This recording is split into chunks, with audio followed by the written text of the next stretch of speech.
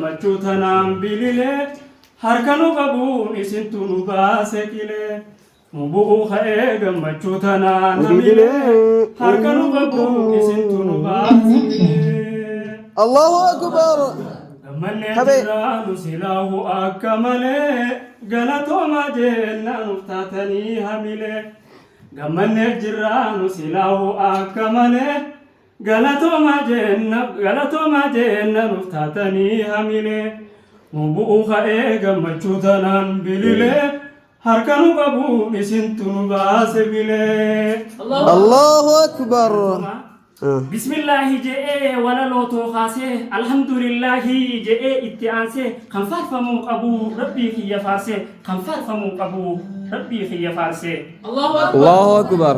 Yaa guyyaa gammachuu gaafa garuu biiftuu guyyaa aarifteenyaa keessa eebbifamtuu daa'imummaa isii gaafa lafaa kaatee barbaacha beekumsaa eega gaafas baatee piraayimarii duraa biyyatti qaraatee gaara guddaa baatee ija rakkoo buutee ama saddee guutuu akkasin laffaatee ama saddee guutuu akkasi qaraatee.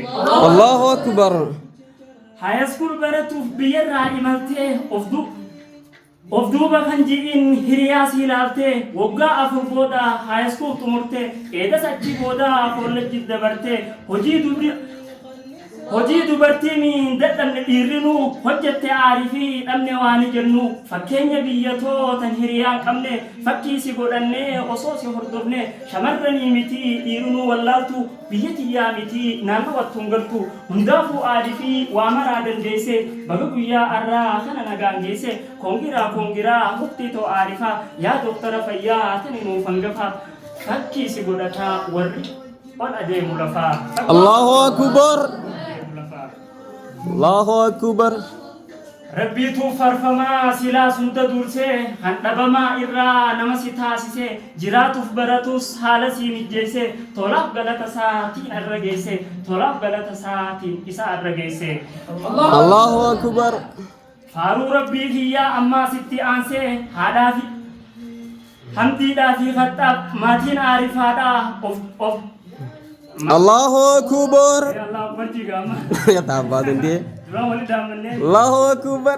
Hamdiidhaa fi khaxaaf maatiin aarifaadhaa ofii dukkana tattaa'aa nuuftaatan ifaadhaa jireenyaa fi haalli kan isiniin qabne barsiisuudha qabnaa waan qabnutti dhabne akka lammiin teenya biyya jalaa nafne qabeenyaa fi humna gootanii wareega barsiiftan aarifaa guyyaa kanaan ragaa barsiiftan aarifaa guyyaa kanaan ragaa.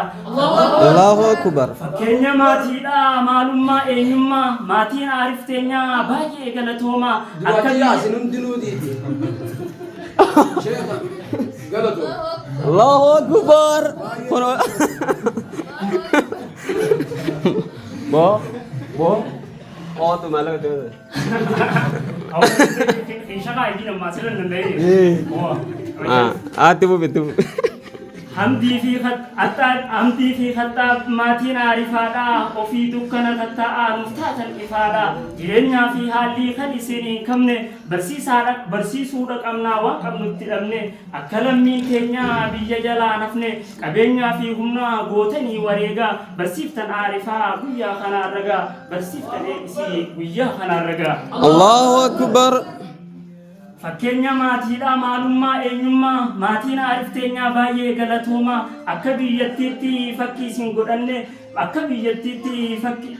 Allahu akbar. Fakkii isin godhattee maatiin nuuf haa uumtu maatii waa barattee akka biyyattiitti fakkii isin godhattee maatiin nuuf haa uumtu maatii waa barattee. Allahu akbar.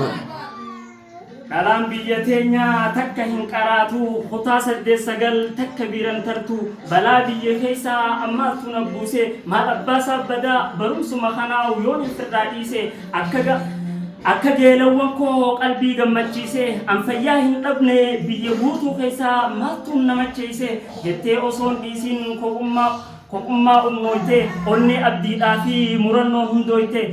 Gaachana rakkoodhaa tumsaa gaafa roorroo obsaan of utubbee arra baate booroo leencittii biyyatoo yaa qaroo hangafaa fakkeenyi hawaasaa siistartoo si qofaa baga arra geessee dooktartoo aarifaa fakkeenyi hawaasaa siistartoo si qofaa بقى الرجيس دكتور طوارفة الله أكبر أمانة بعدتين نوتي سر كينيا إنفستمنتي لا أتي نوف كبينيا نوف سيكوريتي لا تيسيتو نجينيا ilmaan biyyaa qabii fuuldura harkisii daandii qaroominaa itti agarsiisii keessaa shamarran waan barte qoodii fi tuni amaanaadhaa sidhaamne aarii fi keessaa shamarran waan barte qoodii fi tuni amaanaadhaa si kennine aarii fi الله أكبر kan haadhaa fi ilmoo marti wal khaaftanii isinis kan haadhaa fi ilmoo marti wal khaaftanii isinis qamootoo warri saahibbanii